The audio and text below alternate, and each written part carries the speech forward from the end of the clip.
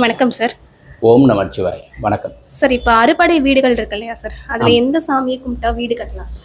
அறுபடை வீடுகளையும் கும்பிடணும். அதில் எது சிறப்பு? ஸோ இந்த கண்ணு சரியா இந்த கண்ணு சரியா அப்படின்னு கேட்டோம்னா எது? ரெண்டுமே அவசியமாக வேணும். வலது கண் வேணுமா இடது கண் வேணுமா? ரெண்டு வேணும். எந்த குழந்தை? ரெண்டு குழந்தை இருக்குது. எந்த குழந்தை உங்களுக்கு நல்லா பெரிய அளவில் படிக்கணும்? ஒரு தாய்மார்கிட்ட கேட்டோம்னா ஒரு அம்மா கிட்ட கேட்டோம்னா உதைக்காமல் விடுவாங்களா? ஸோ அது மாதிரி அறுபடை வீடுகளில் முதல் படை வீடு திருப்பரங்குன்றம். கல்யாண கோலத்தில் இருக்கிறார், கல்யாணம் பண்ணி வைப்பார். ஸோ நீங்கள் பழனி போகிறீங்க, வீடு கட்டி கொடுப்பார். திருச்செந்தூர் போகிறீங்க, பதவி கொடுப்பார். ஸோ ஆசைகள்லாம் நிறைய. நான் ஒரு மினிஸ்டர் ஆகணும், ஒரு சிஎம் தான் இருக்குது, வாய்ப்பு கம்மி. ஸோ அதனால் நீங்கள் போய் அங்கே எனக்கு நல்லா இருக்கணும், பெரிய பதவி வரணும், யூடியூப்பில் நிறைய ஓடணும், திருச்செந்தூர் போங்க. சுவாமி மலை போகணும், அப்பாவுக்கும் மகனுக்கும் ஏதோ ஒரு கருத்து பிழை சரி பண்ணி கொடுப்பார்.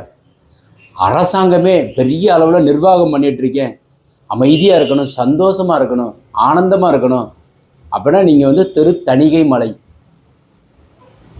பழமுதிர்ச்சோலை குட்டியாக இருப்பார். அடிக்கடி நான் எடுக்கிறது மதுரையில் இருக்கிற அழகர் கோவிலில் மேலே பழமுதிர்ச்சோலை சோலை, அதே அழகாக இருக்கும்.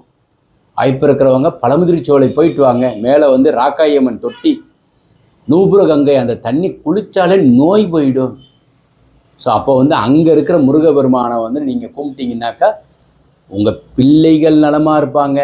அப்போ எது வசதி? எல்லாமே வசதி. மன்னிக்கவும், அவசியமாக எல்லாருமே கும்பிடுங்க. அறுபடை வீடுகளுமே வசதி. ஓகே சார், வணக்கம். வணக்கம்.